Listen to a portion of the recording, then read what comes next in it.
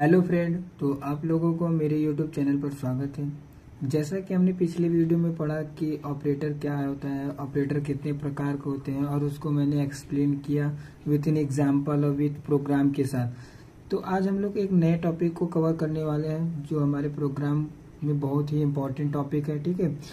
और इस टॉपिक का नाम है selection statement. Selection statement in C language. तो इसमें हम लोग पढ़ने वाले हैं कि सिलेक्शन स्टेटमेंट क्या होता है और उसको एक्सप्लेन करेंगे कि टाइप्स क्या होते हैं सिलेक्शन ऑपरेटर का या सिलेक्शन स्टेटमेंट का। तो चलिए सबसे पहले हम लोग इसका डिफिनेशन देखते हैं कि सिलेक्शन स्टेटमेंट होता क्या है। The selection statement means the statements are execute depend upon a condition.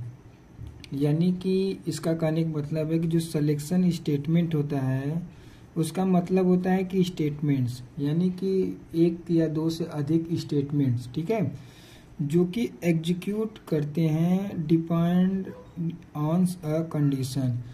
यानी कि प्रोग्राम में दिए हुए जैसे एक कोई कंडीशन दिया है, ठीक है, और उसमें मल्टीपल स्टेटमेंट है तो वो एग्जीक्यूट हो रहे हैं किसके बेस पर, कंडीशन के बेस पर। तो उसको हम लोग सिलेक्शन स्टेटमेंट कहते हैं। फिर कह रहा है कि इफ कंडीशन इज ट्रू, यदि जो हमारा कंडीशन है वो ट्रू होगा तो हमारा ट्रू ब्लॉक या a set of statement is executed. यानी कि यदि जो हमारा कंडीशन दिया गया है वो ट्रू होगा तो जो हमारा ब्लॉक के अंदर स्टेटमेंट होगा या कोड होगा, ठीक है, वो एग्जीक्यूट होगा।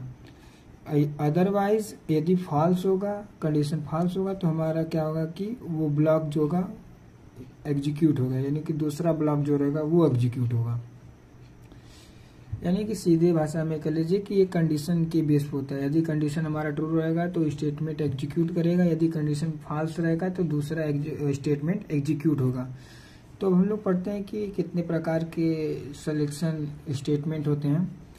तो types of selection statement multiple, तो ये कितने प्रकार के कह लीजिए, जैसे मैंने यहाँ पे 4 बताया है, ऐसे तो ये कई प्रकार के होते हैं। बेसिकली मान लीजिए हम लोग 4 को पढ़कर बाकी उन सबको पढ़ेंगे। तो पहला हमारा क्या आता है, इफ स्टेटमेंट आता है, दूसरा का इफ इल्स आता है, तीसरा का नेस्टेड इफ आता है, चौथा इफ इल्स या इल्स इफ लेटर, ठीक है। ये 4 जो है हमारे सिलेक्शन स्टेटमेंट के मेन कह लीजिए या मेन पार्ट है, जो कि हम लोग इस चारों को बारी बारी से पढ़ेंगे क्योंकि ये सब हमारे प्रोग्राम के लिए बहुत इम्पोर्टेंट है। तो चलिए हम लोग सिलेक्शन स्टेटमेंट का फ्लो चार्ट देख लेते हैं कि फ्लो चार्ट क्या है। तो सबसे पहले हम लोग क्या करते हैं कि जो कोई भी प्रोग्राम कोड होगा, ठीक है, उसको हम लोग स्टार्ट करते हैं। तो मान लीजिए हमने कोड लिखा, स्टार्ट किया, ठीक है। फिर अब उसमें हम सबसे पहले क्या करेंगे, कंडीशन चेक करेंगे कि कंडीशन हमारा ट्रू है या फॉल्स।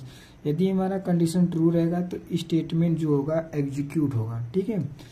जो हमारा स्टेटमेंट है वो एग्जीक्यूट होगा और वो फिर नेक्स्ट स्टेटमेंट पे चला जाएगा कि वो जो हमारा मान लीजिए मल्टीपल स्टेटमेंट दिया है तो वो फर्स्ट स्टेटमेंट को चेक करेगा, फिर वो नेक्स्ट स्टेटमेंट को चेक करने के लिए चला जाएगा। फिर वो क्या होगा, प्रोग्राम जो होगा हमारा एंड हो जाएगा, ठीक है। अब जो यदि हमारा, ये तो हमने ट्रू के लिए देख लिया, यदि हमारा कंडीशन फॉल्स होगा तो क्या करेगा, जो हमारा ब्लॉक के अंदर स्टेटमेंट है या ब्लॉक के बाहर है ना, तो उसको या उस स्टेटमेंट को वो एग्जीक्यूट करने के लिए वो कह देगा कि आप ये मेरा स्टेटमेंट है इसको एग्जीक्यूट कराओ प्रोग्राम में या कंप्यूटर में। यदि आप सिलेक्शन स्टेटमेंट लिख रहे हैं, ठीक है, तो आप लोग को 2-3 बातों का भी ध्यान होगा कि यदि जो हमारा ट्रू स्टेटमेंट है वो पहले एग्जीक्यूट होगा और फॉल्स जो है वो बाद में एग्जीक्यूट होगा।